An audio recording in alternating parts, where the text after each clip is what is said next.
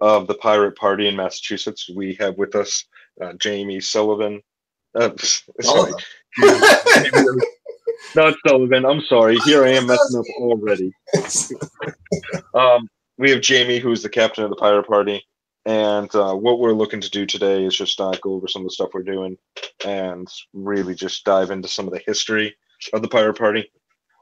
With that being said, so really, I'm not looking to focus on where the Pirate Party came entirely. What I want to focus on right now, and really where the Massachusetts chapter came from. So, really, Jamie, where were our roots? So years ago, I was a Green Party, Green Rainbow Party, as they're called in Massachusetts, activist and candidate, and once chair and treasurer of that party.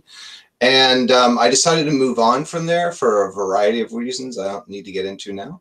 I wish them all the best. And not being any party for a while, I just kept my eyes open and found out about the Swedish Pirate Party, who had successfully entered the European Parliament in that year. And so I've been on the internet since 1990 when I graduated college, and I've helped to teach people to get on the internet. When I was a little company called FTP Software back in the day. And so the internet's part of my life. I don't think about the internet as separate from physical life. So when I heard about the Swedish pirates entering the European Parliament and their platform of government transparency, the ability to share our common culture without going to jail or paying massive fines, end to government surveillance, which we've all seen since 9/11. That really that really piqued my interest, and I decided we needed a pirate party in Massachusetts. So, who'd you form this with? Sorry for interrupting, but who'd you come in and because you didn't do this by yourself? No, of course not. So pirates have a thing called the three pirates rule. If you can get three pirates together to come up with a plan and do something and execute it, let those pirates go off and do what they're going to do, and not get in their way. I mean, of course, we don't want fascist pirates, for example, but within reason. And so another thing is, as I've later said, is don't be stupid.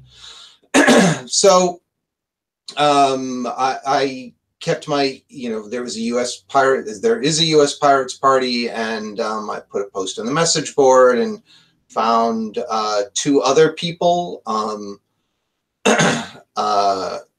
and we were able to kind of get things started in Massachusetts. Once we had those three people, Chris, Eric, and myself, we were able to, go through the process of applying for the state, so that when you register to vote, you can register to vote as a pirate instead of a Democrat, Republican, Green Rainbow, or Libertarian, or whatever other thing you can register as.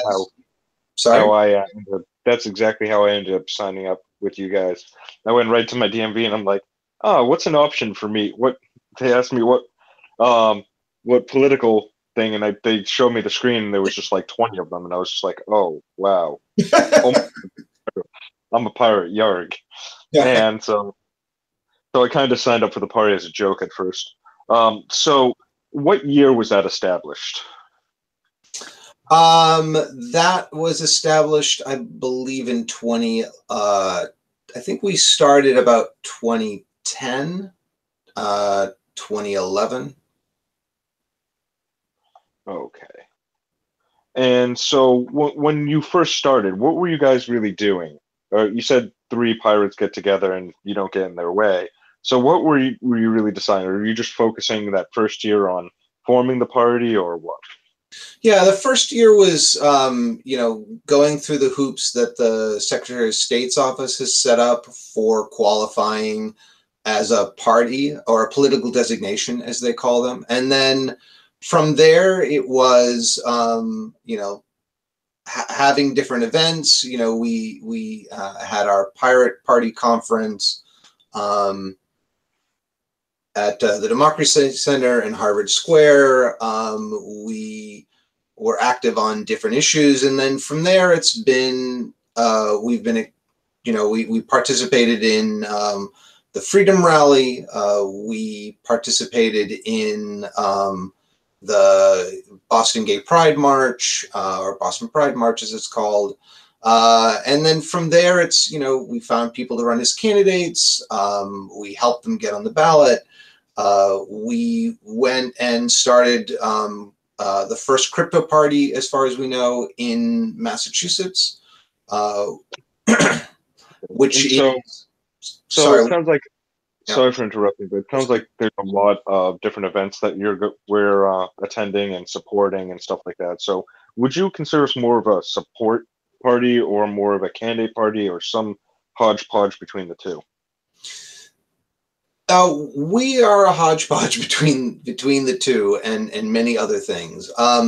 Elections come statewide or every 2 years on even years. City elections are every 2 years on odd years, and town elections are, usually in the first half of every single year. So but elections are only one part of that. Crypto parties have been very successful here. There's the monthly Somerville Crypto Party at the Sprouts in Somerville outside Davis Square, the last Wednesday of every month from 6 to 9. And that's been going. That was started by one of our members and has been continued on since then by a variety of other people. You can find out more about that at cryptoparty.in/Boston. So that's, one endeavor that's been going on. We've done other crypto parties by ourselves, with other groups like the ACLU. We've done it for different organizations. So we're here to teach people how to protect their privacy. So we advocate for issues, whether they're advocate for particular laws or advocate for our pirate candidates. But we're also, believe in doing, and that includes teaching people how to protect their privacy, or as recently happened yesterday with starting to build a set of mesh networks in the wider, greater Boston area / Eastern Massachusetts, and eventually in Massachusetts itself.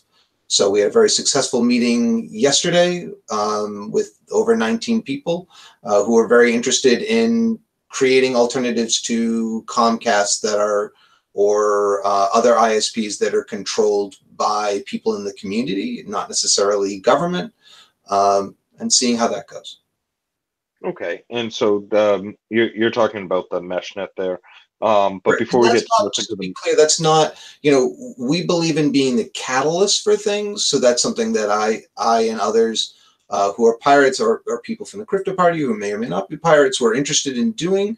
So I don't want to go and say, well, this is a pirate branded thing, because it's certainly not. But we believe that, we need to better organize ourselves as citizens. And so that's something we're willing to help, and we don't need to claim the credit for that. Well, a good example of some of the things that we do more as a support role is such as the laws on marijuana and things of that nature, where we went and we were part of the that little soiree. That's actually some of our first, or at least my first parts in it, where I was trying to get stuff recorded. And so you went over the crypto party. Essentially, the crypto party, just to sum up, or in layman's terms, is to help people protect their privacy, correct? And to get people educated on that. Absolutely. So we cover a wide variety of topics. It can be how to use an application like Signal to be able to text message or video chat or audio or make a phone call to someone in a way that's secure, such that there's very little knowledge that if the FBI goes to them or if the NSA is listening in, they're going to get very little information from even that service. not just government, but if somebody's looking like a criminal looking to get your information and stuff like that as well. Or Anyone who would Facebook. I want. mean, use Facebook Messenger. They have records of all of that, and they can use that for directed advertisement or to put in their dossier of information that they themselves have gathered and they've purchased. I mean, you know, Facebook, Google, they probably have more information on us than the government does, and they're quite willing to sell that to the government when asked or provide it. So, you know, that's one aspect of it. You know, it could be encrypting email, but it's also like we've done a couple of crypto parties at libraries in Boston, in say Dorchester or say Dorchester, where we had senior citizens there, and you know they're concerned about things like phishing attacks, where people will go and send them an email saying, "Hey, you know, we need you to the IRS scam or the kids scam where you know someone will go and say claim they are their grandchild and they're in jail and they need them to bail them out." I mean, there's any number of scams, and so we look at computer security and as not simply I want to send an encrypted email somewhere, though we teach people that, but also how to protect themselves, not only from government, but from people trying to scam them, from, you know, Facebook trying to create its dossier on people. You know, we believe in privacy and security for the individual, and we're willing to try different ways of teaching people how to protect themselves. Okay. And that sounds really, really good. And we briefly went over the mesh nets, and just to kind of have a final thought on that, what would you say is our progress with the mesh nets, and what is that, and why is it important? So we're just starting up the activity. There's a lot of technical issues we've got to figure out in terms of what hardware we need to use. We need to recommend to people. I said the Massachusetts Mesh folks. I don't want to say the Pirate Party, but you know what hardware. There's a group who's working on that. There's a group who's working on outreach. There's a group working on, you know, what are the values. So if you look at, for example, Freifunk in Germany, that is a community controlled network of mesh networks. And just to be clear what a mesh network is, you know, you think of your internet service provider, you connect to something like Comcast, and then from Comcast, you connect to the wider internet. If Comcast goes out, you're not on the internet unless you have some other way, like your phone, to get there, maybe. But with a mesh network, you're relying on connections to other, you know, to your neighbors. So, you know, if you may have, where it may be the case that you can connect to multiple neighbors from your Wi-Fi router, and then those neighbors can connect to other neighbors, and so there's multiple paths whereby you can get to the internet, for example, or to get to services that are run locally if someone wants to put up a server locally and offer that. So there's no single point of failure. Which is what the internet was designed for. Not as many people know that the original ARPANET was designed by the Department of Defense as a way of, or was commissioned, I should say, by the Department of Defense as a way for, in the case of nuclear attack, there would be multiple ways of still communicating between different sites that were not hit. Unfortunately, we seem to be revisiting those things, which I do not so fondly remember from the 70s and especially the 80s. But hopefully our collective saner heads will prevail there. Worldwide extinction is not something that's on the pirate platform. But you know, that technology, the ability to have multiple different points of different paths to get your packets from point A to point B is vital, and one of the things that a meshnet allows. It also is a way of people exhibiting collective solidarity and able to share their network access with other people. We've seen, Comcast or Charter or any of these other ISPs that are quite willing to provide mediocre service for a high price. You look at other countries where they have better laws that encourage competition, that treat the internet as a utility, as we do, say, electricity, or as we do the phone. And so as a result, they have better access at cheaper rates. And one of the things pirates definitely oppose is economic concentration in all its forms, where people are not directly, if people are not do not control those economic resources. So, we want to be able to ultimately build, the Pirate Party at least wants to see more mesh networks, more alternatives to companies like Comcast.